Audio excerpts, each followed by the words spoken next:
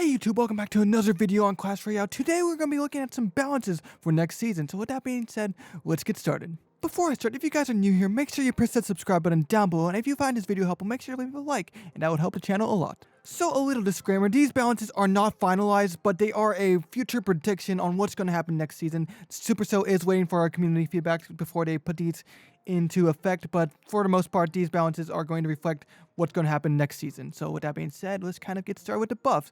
So with the buffs, we have these cards getting buffs. We have the Prince, the Ice Golem, the Mega Knight, and Executioner. Okay, so let's start out with the Prince. The Prince has been a very weak card recently. It's just not as useful. There's just better alternatives such as the Golden Knight.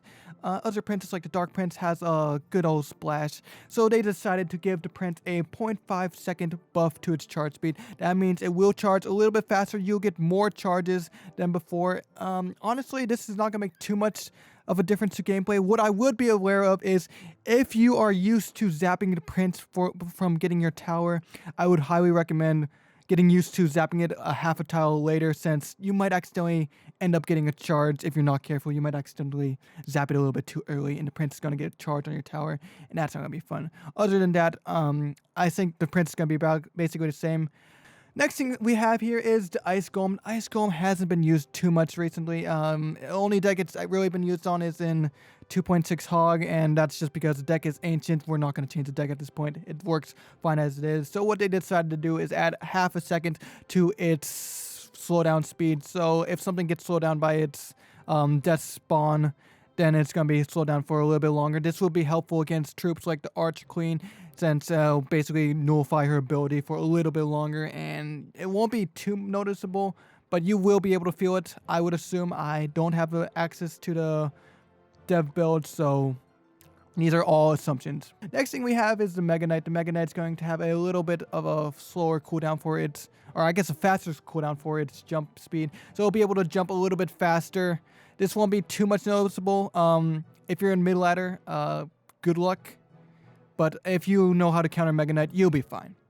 Honestly, that's it. It's just going to get a little bit more jumps. Not too bad. We'll be fine. And the last thing we have for the buffs is we have the Executioner. The Executioner, no one really has been using it recently. There's just better alternatives like the Musketeer, Mother Witch, even popped up. Essentially, like just range or even splash range. The Executioner just doesn't really do it too well. So what they decided to do was add one more tile to its maximum range.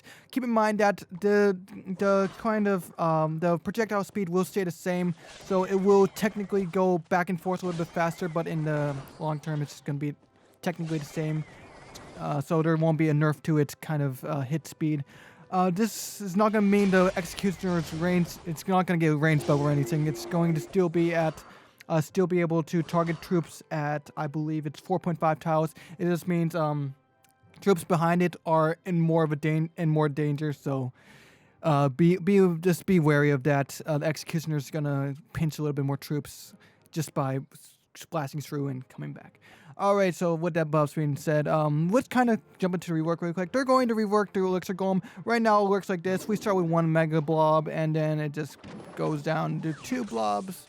Then it goes down to 2 more tiny blobs each, and totaling, and in the end it gives your opponent 4 elixir, which this kind of sucks since you kind of give your opponent elixir, so you would think it's not very good, and you would be correct since no one's using it. If I looked up the percentages, let's look at that really quick. Okay, according to Deckshop Pro, currently the Elixir Golem is at a mighty 0.3% usage rate, so that means like basically one person in every 1,000 or 10,000 decks would be using the Elixir Golem. It's not very useful is what they're saying. The win rate is also extremely low at a solid 30%, actually below that, but so what the Supercell decided to do with the Elixir Golem was they decided to kind of change how the Elixir Golem gives elixir. It's going to give away 1 elixir as its big stage.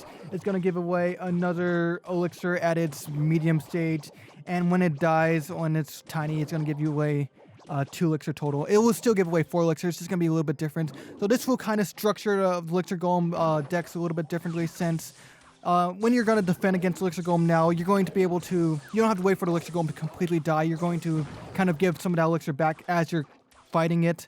So you will be able to defend a little bit stronger against Electro Golem. But in return, they decided to give it about a pretty decent health nerf buff with a 9% at his main stage and a 6% at his medium stage. They kept the 4 blobs the same.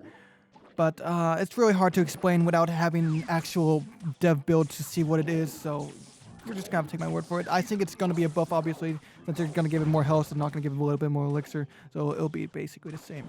So with that being said, let's move on to the nerfs. Next up, we have the nerfs, which include 2 champions, actually. The Golden Knight and the Skeleton King. The Skeleton King is going to give it 2 less skeletons at maximum ability. So basically, this means he's going to give a 2 elixir Skarmy now. That's cloned, so you won't be able to clone it either. So it's kind of getting bad. So instead of 18 skeletons, we're going to be spawning 16 skeletons. Not the worst thing, but keep an eye for it. It's going to feel a little bit squishier at the maximum level.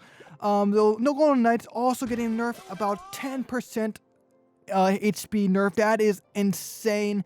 A way to think of this in terms of level is that a level 14 Golden Knight after the bounces was going to have a similar effect or similar health as a level 13 Golden Knight now. So that's going to be quite painful. Another way to think of this nerf is that the Golden Knight's going to die to 1 less hit from troops like the Bandit, Musketeer, and Knight, and also like 2 hits less from the Princess Tower. Since they do like 144 each, it's going to lose like 200 health, 280 health from max level. So it's going to be pretty significant in terms of damage. To put this into perspective on how big this is, most nerfs are usually between 5 and 7%. This is a whole level down is what they're doing. Next thing they have is they're going to nerf the Fire Spirits. The Fire Spirits has been a little bit overpowered. They're just going to nerf its damage by 9%. So basically what you see right now is going to be its final damage in the future. Since I don't have it max, it's going to normally do a little bit more damage. But right now, it's going to do nearly 274 damage. It will still be able to kill goblins and like basically everything you wanted to kill. I think the only difference is you're going to notice is probably chip damage. Because right now, it does like 300 damage in terms of chip damage if it hits your tower. That's going to be nerfed down to 270. It's going to be kind of similar to a fireball if you wanted to think of it in terms of chip damage. This also affects this furnace, so the furnace spawns are going to be not as devastating. You might be able to ignore them a little bit longer. You won't have to like defend every single fire spirit that comes out of the furnace. So that's good to hear. Next thing we have is the Electro Giant. This is amazing. What they decided to do is they're going to give the Electro Giant's tower reflection damage kind of a nerf. So right now, when it reflects damage, it does 254 damage, basically the same as a zap. So now when the Electro Giant goes to the tower, it's going to do 33% less damage. This is not going to do too much since Electro Giant's mainly used to kind of kill troops with a zap. This is going to help a little bit against the tower interactions. For example, if you ever lost a tower to Electro Giant with literally 0 health, it's going to kind of help against that. And Electro Giant's not going to be as devastating when they decide to do the mirror shenanigans. That is annoying. I'm kind of glad it's going to get nerfed. Yeah. Last nerf they're going to have here is going to be Fireball. What they're going to do is they're going to hurt its pushback speed. Or like, not pushback speed, but its pushback tiles. It won't be able to knock back as much. This will be pretty significant since basically a 44% nerf. That's a lot. It's going to not feel it's not going to get as impactful. This will kind of help 3 Musketeers since Fireball just destroys 3 Musketeers. I hope this goes through since these are not finalized. But it's going to be very helpful in terms of kind of balancing it since it just knocks back. Its knockback is insane. So that's going to be helpful. And I believe that's everything we went over.